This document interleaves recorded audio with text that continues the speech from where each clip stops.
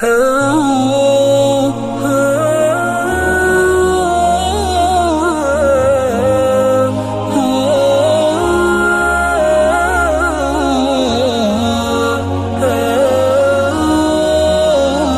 والا آدمی مجھے دیکھ رہا تھا۔ میں اٹھ کر اس کے پاس جا بیٹھا اور میں نے اس سے پوچھا، کیا آپ مسلمان ہیں؟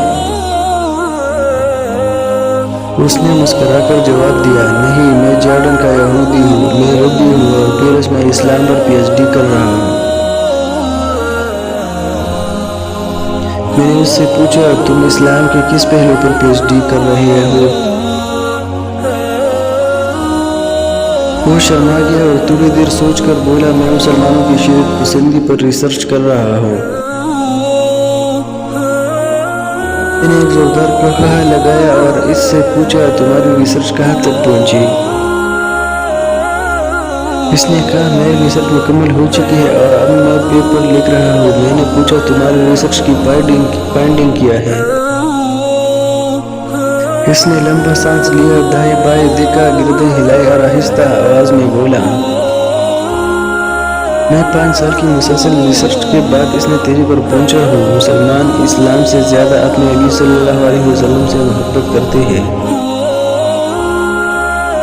یہ اسلام پر ہر قسم کا حملہ برداشت کر جاتے ہیں، لیکن نبی صلی اللہ علیہ وسلم کی ذات پر اٹھنے والی کوئی بھی انگلی برداشت نہیں کرتے۔ یہ جواب میرے لیے حیران کن تھا۔ میں نے کاپی کا مٹ میز پر رکھا اور سیدھا ہو کر بیٹھ گیا۔ وہ بولا، میری ریسرچ کے مطابق مسلمان جب بھی لڑے، جب بھی اٹھے اور یہ جب بھی لپکے، اس کی وجہ نبی کریم صلی اللہ علیہ وسلم کی ذات تھی۔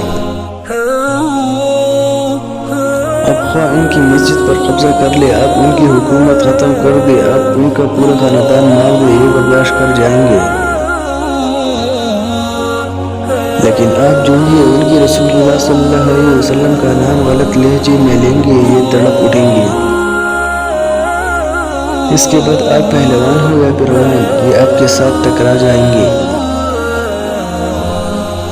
چنانچہ آپ اگر اسلام کو ختم کرنا چاہتے ہیں تو آپ کو مسلمان کی دل سے ان کا رسول اللہ صلی اللہ علیہ وسلم نکالنا ہوگا۔ اس کے ساتھ ہی اس نے کاپی کا مٹ نیچے رکھا، اپنے کپڑے کا تیلا اٹھایا، کندھے پر رکھا، سلام کیا اور اٹھ کر چلا گیا۔ لیکن میں اس دن سے ہکا پکا بیٹھا ہوں، میں اس یہودی ربی کو اپنا محسن سمجھتا ہوں،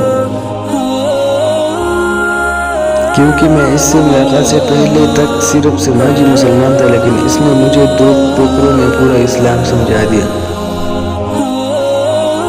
میں جان گیا رسول اللہ صلی اللہ علیہ وسلم سے محبت اسلام کی روح ہے، اور یہ روح جب تک قائم ہے، اس وقت تک اسلام کا وجود بھی سلامت رہے۔ جس دن یہ روح ختم ہو جائیں گی، اس دن ہم میں اور غیر مسلم میں کوئی فرق نہیں رہے گا۔ اس ویڈیو کو شیئر ضرور کریں، ہو سکتا ہے کہ ایک شیئر سے یہ بات کسی کے دل میں اتر جائے۔